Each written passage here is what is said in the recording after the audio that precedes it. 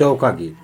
चिउटी का पाती धाई गनी कहानी बेटी हो आई मारवा भई ठाड़।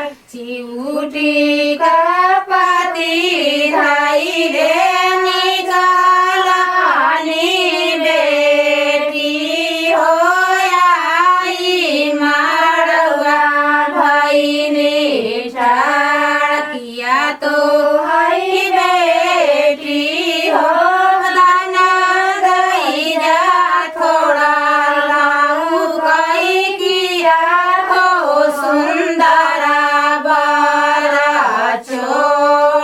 किया तो हई बेटी हो दाना दई जा थोड़ा लाऊ कई किया हो सुंदरा बारा चोर। नाही मोरे बाबा हो दाना दई जा थोड़ा लाऊ नहीं हो सुंदरा बारा चोर। काही का सुरा तुम हऊ कैला मोरे बाबा हो बारा सावरा मागो। काही का सुरा तुम हऊ कैला मोरे बाबा हो बारा सावरा मागो। सावर सावर जिनी करौना दीन सारा बाया भागा। सावर सावर जिनी करौना दीन सारा बाया भागा।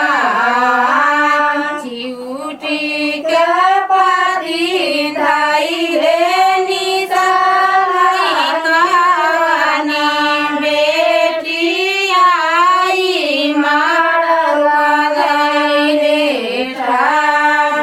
किया तो हई बेटी हो ना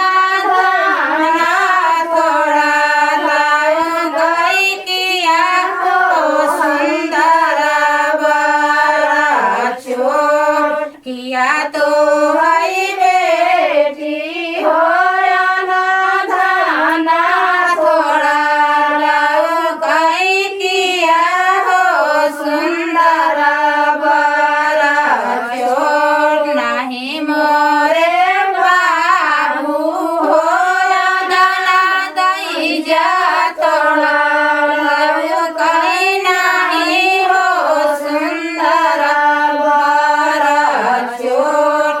कही का सुरा तुम हऊ कैला मोरे बाबू हो बारा सावरा मागो।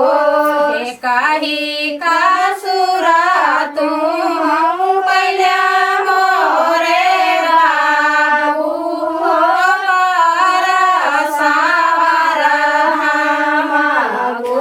सावर सावर जिनी करऊ बेटी हो सावरा बाया भागा।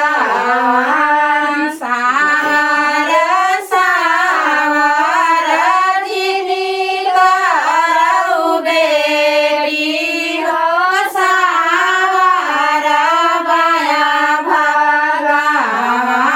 चिउटी का पाती धाई रे निकाला दावानी बेटी आई मारवा में ठाड़। चिउटी का पाती धाई रे निकाला दावानी बेटी आई मारवा में ठाड़। या तो हई बे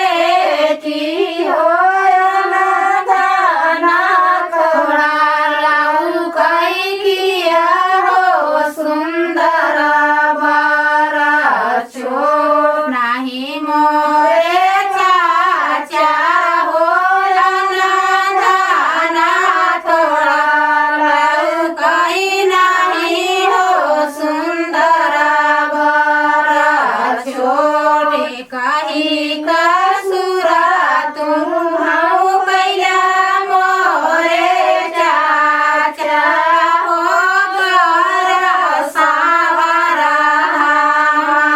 तो काही